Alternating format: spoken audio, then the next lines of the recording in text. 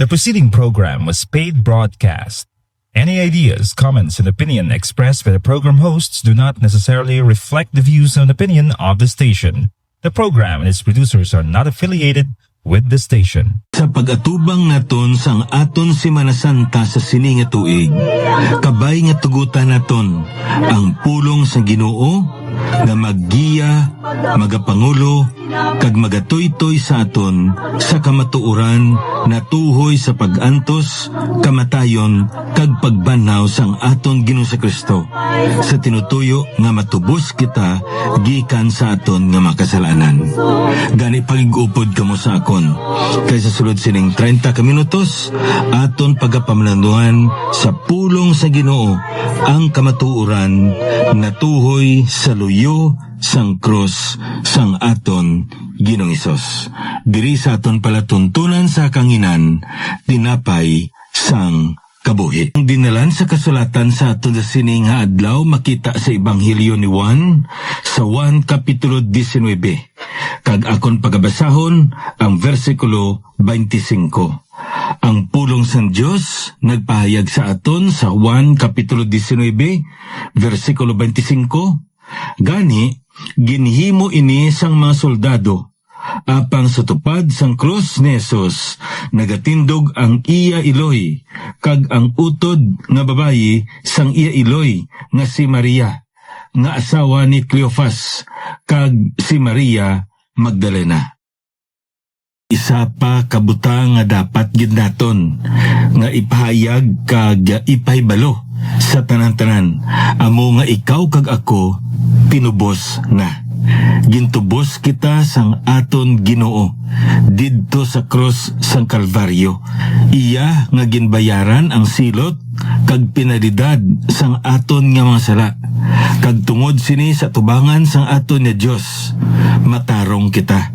Kag hindi lamang amo sina, ang gahom sang sala hindi makadaog sa aton. Kag subong man nga ang pamahog sang impyerno wala na ina sang kabilinggan sa aton.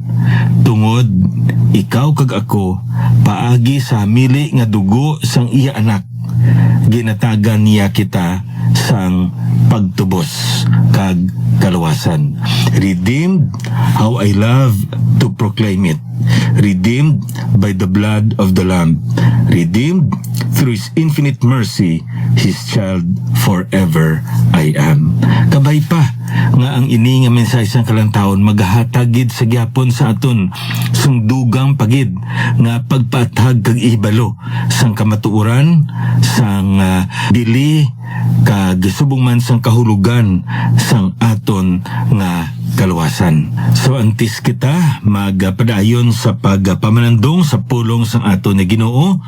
Gusto ko man sa gyapon nga ipahibalo sa inyo nga kung ikaw nagapamati sa aton nga programa kag may handom sa pagbaton sa libre nga kopya sang aton nga Biblia, may ari kita diri nga ginapanghatag King James Version ini nga Biblia naton kag subong man may ari man kita diri sang Ilonggo man ni kopya sang Biblia kag ginapanghatag naton ini sing libre. Kag kung may handom kamo, pwede ninyo ma-text ang inyong kompleto nga pangalan kag subong man address kay aton gid ina tingwaan nga mapadalan kamo.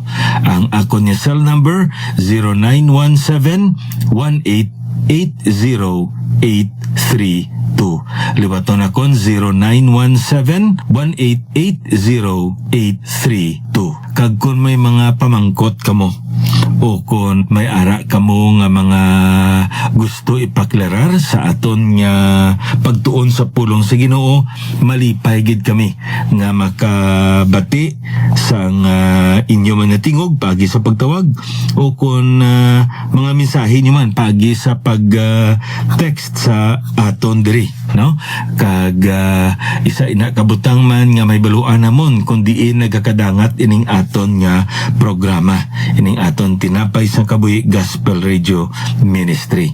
Yara na kita sa mga 8 ka mga radio stations, kag gusto naton nga may baluan gid kun diin nagakalabot ining aton nga programa. Kag isa ina ka pamaagi nga may baluan namon nga ikaw nagapamati paagi sa pag-text nimo sa amon diri. So gina-anticipar gid namon ang inyo man nga mga text messages, ilabi na gid sa mga kamatuoran nga aton nga natun-an sa pulong sang aton nga Ginoo. Beneath the Cross of Jesus, amo ini ang aton nga series. Kag sa sini nga pagtuon naton subong sa pulong sa Ginoo, ginatalakay naton ang mga nagakalain-lain nga mga katawhan nga saksi sa pag-antos, kamatayon, kag subong man pagkabanhaw sang aton Ginoong Kristo. Kag kun ano ini nga hitabo nga nakahatag sang dako nga pagkambyo, may dako nga pagbag-o sa ila nga kabuhi. Kag aton na natalakay ang nauna nga persona nga amo si Joseph of Arimathea. Kag ang kamatuoran diri naton nga nakita from fear to faith, amo ina ang nasapwa naton sa iya. Una gid may kahadlok siya sa pagpayag sang iya nga pagkagintutunan sumulunod ni Kristo Jesus, apang sang ang aton nga Ginoo ginlansang sa krus kag napatay siya, may kaisog siya nga maggadto sa tubangan ni Pilato. Ayan, naibaluan niya, kilaanay sila ni Pilato, no? Kagin pangayo niya ang lawas sang aton nga Ginoo. Diri naton makita ginpahayag niya ang iya pagtuo paagi sa pagpakaisog niya sa pagpangayo sang lawas sang aton nga Ginoo. So amo na nakita naton. Now ang ikaduwa nga aton nga natun-an amo ang Roman centurion, from confusion to confession. Nga confusion, ayan, grabe ang paglibog sang iya nga ulo, kay madahmo man siya sang nasaksihan, kag siya mismo gid ang nag-inisyar sa paglansang sa mga katawan tungod sang ila nga mga sala, tungod sang ila nga mga krimen nga ginhimo. Ang pamatbat sa ila amo ang capital punishment, kamatayon pagi sa paglansang. Kagyari karon nag-atubang siya sa pag-akusar kag subongan sa pagpamatbat sa aton diri nga Ginoo. Kag nakita niya nga ining maakusasyon batok sa aton Ginoo indi nagakaigo, kabisan pa iya man nasaksihan ang pamatbat man ni Pilato nga kun aton niya lang taon ti amo ini ang iyang amo diri, no? Amo ning boss niya, kay kaupod niya si Pilato sa sina nga tion. Kag diri man naton makita kung paano ginatubang sang aton nga Ginoo ang ini nga mga pagkastigo, pagmulay, pagyaguta, no? Kag subong man sa pagsakit sa iya. Kag diri man naton makita nga nasaksihan man sang sini nga kapitan centurion kung paano ang Ginoo nagpamulong sang nagakabit siya didto sa cross. Kag tungod sini nakapahayag siya, truly this was the Son of God. Kag ina kun lang taon naton dako ina nga pagpahayag, kay ang ina nga pagpahayag apakita nga ang aton Ginoo si Kristo Dios siya. Kag sunod sa mga gatoon sa pulong sa Ginoo ato nga pagpahayag ato sang pagtuo tungod sa nasaksihan niya. No, sa sini nga pagtuon niya naton, ikatatlo na inihog na sa aton niya ginatun-an. Kag ang ginatun-an naton diri ining mga kababainhan diri nga yara sa luyo sang krus sang aton Ginoong Kristo. Si Maria nga iya nga iloy, kag subong man ang utod man ni Maria nga iya nga iloy nga amo si Salome, kag subong man ang isa pagidra nga gintawag man ini siya nga si Maria, no, nga asawa ni Cleophas, kag ang ikaapat dira amo si Maria Magdalena. So amo ining mga apat diri ka mga kababainahan kay may posibilidad nga damo pagid sila gani, no, nga sa diin upod sa aton ni Ginoo ayhan halin sang iya dira nga pagsulod sa korte sang mga Hudiyo, tubtob sa mga iya sang mga Romano, tubtob nga ginakwat niya ang iya nga krus pagadto sa sa siyudad sa Jerusalem, pagadto sa Golgota o kon Calvary, kag pagkatapos na ginlansang siya. Upod ini sila tubtob pagani kung aton nilang taon sa pulong sa Ginoo sa pagkuha ni Joseph of Arimathea kag ni Nicodemus sang lawas ang aton ni Ginoong Kristo. Ara man ang ina nga mga kababainhan nga nag-upod kag naglantaw, kag sunod sa makitain natin sa pulong sa Ginoo, wala nila mahaplasan niya ang lawas ang aton Ginoo tungod kay nagahingampot na ang adlaw sang paway, Sabbath day, Passover. Kag tungod sina diri man naton makita nga sa nauna nga adlaw sa kaagahon pa sa simana, sila mismo ang nagkari sa lulubngan kag ila na saksihan ang pagkabanhaw sang aton ni Ginoo paagi sa pagpahayag sa mga manugtunda. Amo ina makita naton sa pulong sa Ginoo. So kung sa aton pa diri naton makita ang ila nga pagpangalagad, ang ila nga pagsimba, their devotion, kag subong sang aton nga pagpamanandong sa pulong sa Ginoo, ari ining mga apat ka mga kababainhan diri nga ginhambal sa Biblia sa aton. Kag una diri nga makita naton amo ini si Maria, ang iloy mismo sang aton nga Ginoo. Kag kun lantahon naton makita naton para kay Maria ang cross amo ini ang duog sang ginatawag naton pagpaway o kun duog sang pagpaumpaw. Kay nga man kun madumduman nyo pa sang ginhalad ni Jose kag ni Maria ang aton Ginoong Kristo sa templo, maisa dito katigulang nga lalaki nga ang pangalan niya si Simeon. Kag si Simeon nagpahayag nga ang ini nga lapsag nga yara sa kamot ni Maria amo ini ang hinaplasan, the Messiah.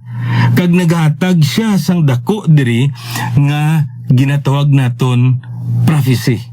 Ano ini nga prophecy? Dira sa versikulo 34 kag 35 sang Lucas kapitulo 2. Amo ini ang ginpanaysay ni Simeon. Yari karon ining bata ginabutang nga kahigayunan sa pagkapukan kag pagkabangon sa kadamaan sa Israel kag kanda nga suayon. Kag sa isa ka espada magalapos sa imo kaugalingon nga kalag.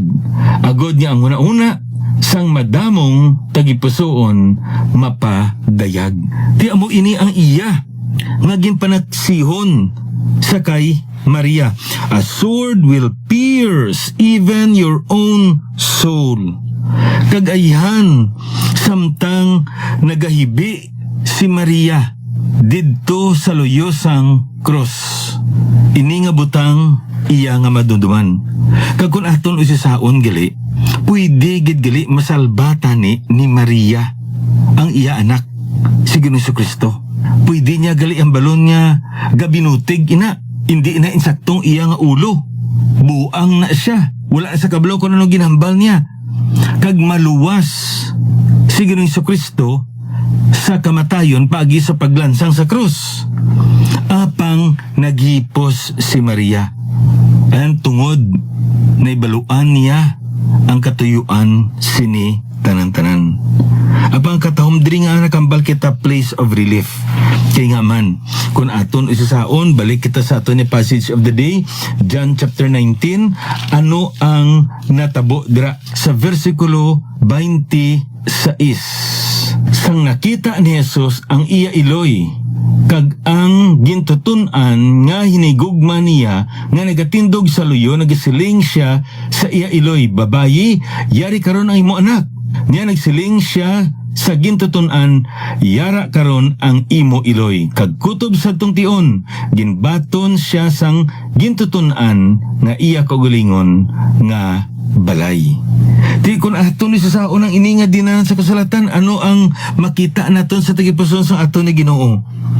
May ara siya dako nga tagipusoon para sa iya nga iloy. Naibaluan niya nga wala na si Jose ang iya nga bana. Aya nagtaliwan na si Jose, amoy ni nga wala na si Jose sa sini mismo nga tion. Kag mangin maisahanon pagid siya. Kay nga man, bilang siya among panganay, wala na sa magtatap sa iya. Kagintugyan niya ang iya nga iloy sa iya nga gintutunan. Naibaluan naton niya ang mga kauturan sa aton nga Ginoo. Wala pa sila nagtuo kay Kristo. Nagtuo sila pagkatapos na sa pagkabanhaw. Apang sa sila mismo nga tiyon, wala pa. Kagayan, wala man sintion pa nga matulinan sang aton Ginoo ang iya nga makauturan, kay wala man sila sa luyo sang aton ni Ginoo. Kagyari ang gintutunan niya nga amo si Juan. Amo iniya kon aton nilang taon may dako nga paumpaw man sa tagipusoon ni Maria walay sapayan nga iyadto nga kasakit tam-an ka dako para sa iya. Normally, we always think that it's the sons and daughters that will bury their fathers and their mothers. Pero nagbaliskad diriya ang iloy, amuya ang maglubong sa iya nga anak. Di amo ning makita naton diri no? Pero masapwa naton ang ini nga duog. Amo ini ang duog sang ginatawag naton pagpaumpaw. Di paraya kay Salome. Ano ini nga duog? Utod ini ni Maria. Kag sunod sa makita naton sa pulong sa Ginoo, amo ini ang iloy ni James kag ni John, no? Kung lantaw naton, amo ini ang mga pakaisa ni Ginoong Jesucristo. Kag kung madumduman nyo pa, dira sa Mateo kapitulo 20, ano dira ang iyagin pangayo sa kay Kristo Jesus? Ginoo ko mag-abot, ikaw na sa imo ginarian, kag magapangulo ko na sa imo ginarian. Ibutang sa wala kag sa tuo mo nga bahin sa imo kamot ang akon nga mga kabataan. Iya ginapasiguro nga maayong kantangan sa ikabataan sa pilakadlaw sa ganirian sa Ginoo. Apagin sabdong siya sang Ginoo. Kag ano ang natabo?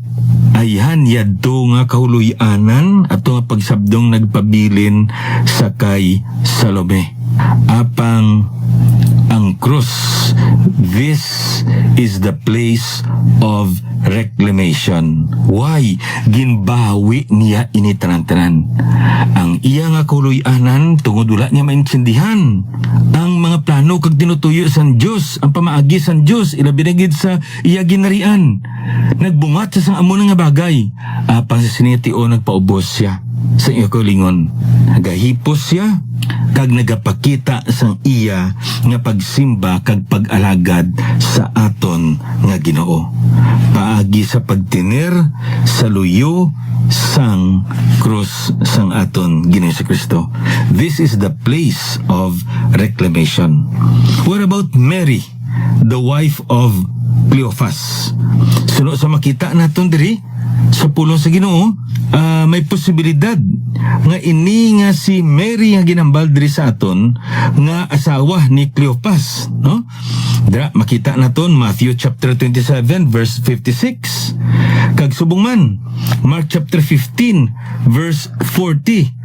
Kag Matthew 10:3 nagapakita man sa aton nga may posibilidad nga si Alpheus diri kag si Cleophas isa lang ini kuno ka persona, lain-lain lang ang iya nga pangalan.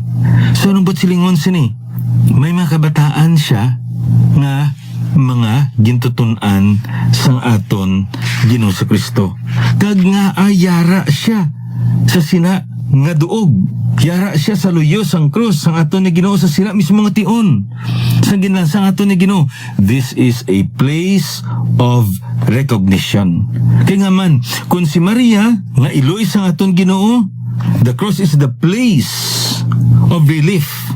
Kung sa kay Salome nga utod ni Mary, kung sa aton patiya sang aton Ginoo, this is a place of reclamation.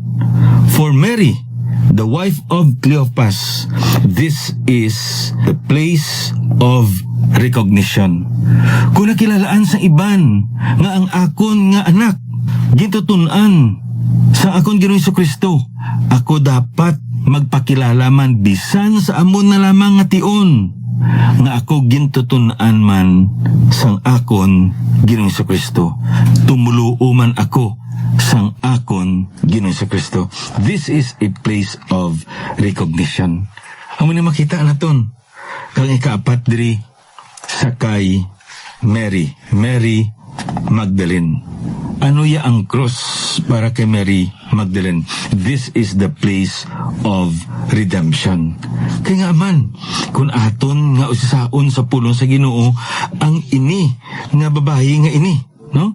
Walay sapayan nga para sa iban, isa siya ka malain nga babae, no? Ang ginapamulong nila kalapating mababa ang lipad, pero hindi natin ina makita sa Biblia.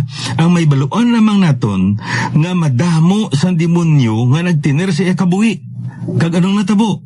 Gin pagwa sa Ginoo kag may ara siya nga kahilwayan. This is a place of redemption. Duog ini sang pagtubos, duog ini sang kahilwayan, kag duog ini sang kadalagan para sa iya. Kaya nga man, ginagapos kag ginaulipon siya sang yawa. Kagyari karon ang atong Ginoo Kristo nagkakas sang sina nga gapos sa iya kabuhi, kag ginatagan siya sang kahilwayan.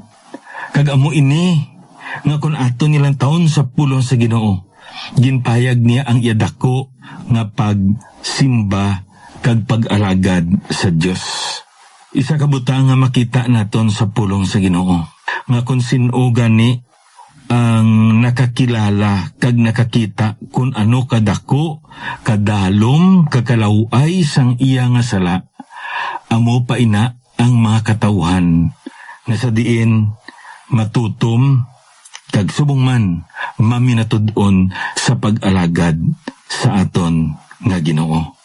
Kung hindi naton makita kung ano kadako kag ang bili sang kaluwasan nga ginhatag sang Ginoo sa imo kag sa akon, hindi man naton makita ang bili sang aton pagkamatutom kag pagkamaminatud-on sa pag-alagad sa Dios. Amo ini si Maria Magdalena. Amo ini ang iya nga kabuhi. Tungod nakita niya kung ano kalala ang iya kabuhi. Kag kung paano ang Ginoo naghatag siya sing kadalagan kag sang kahilwayan. Amo ini nga ang iya nga pagpangalagad tam-an man kadako. Asa kon aton nilang taon sa pulong sa Ginoo, sa aton niya gin sambit diri. Ini nga mga grupo sang kababainahan ginabaliwala lang ni. Wala ini sila ginasapak sa ila sa syudad sang una nga panahon, kay babayi sila. Apang nagapasalamat kita sa Ginoo nga gingamit sang aton Ginoo ang ini nga mga kababainahan agud nga magbantala sang nahimpit nga buluhaton sang Ginoo sa pagtubos sa katawan gikan sa ilang nga makasalanan. Kay sa pagkabanaw sang aton ni Ginoo, sila amo ang nauna nga makatawhan nga nakabati sang sini nga maayo nga balita, kag sila mismo ang nakasaksi, nakakita sang pagkabanhaw nga Ginoong Hesukristo. That's why kung ato nilang taon, from despair to devotion. They were the last at the cross. And at the same time, they were the first at the tomb. So katahom sa sini nga mga ihimplo nga makita naton nga dapat naton sundon sa kabuhi sa sini nga mga apat ka mga kababaynhan. For Mary, the cross is the place of relief. For Salome, the cross is the place of reclamation. For Mary, the wife of Cleophas, the cross is the place of recognition. And for Mary Magdalene, the cross is the place of redemption. Ang pamangkot subong sa imoya, ano ang pananaw nimo sang cross? Para sa imo, ano ang krus sang aton Ginoo Kristo? Kag diri, imo kag ako nga matakos ang aton nga pag-alagad sa Ginoo. Kay kun ano ang aton nga pagkabig sa krus, amo ina ang pagkabig naton sa aton kaluwasan. Kag kun ano ang aton pagkabig sa kaluwasan, amo man ina nga sa isang pagpangalagad ang aton pag-alagad sa aton nga Ginoo. Padayon natin ining pagtuon naton sa Madason naman nga broadcast. Ininyo abyan, alagad sa kanginan, Pastor Neil Vilches, ang Ginoo magapakamaayo.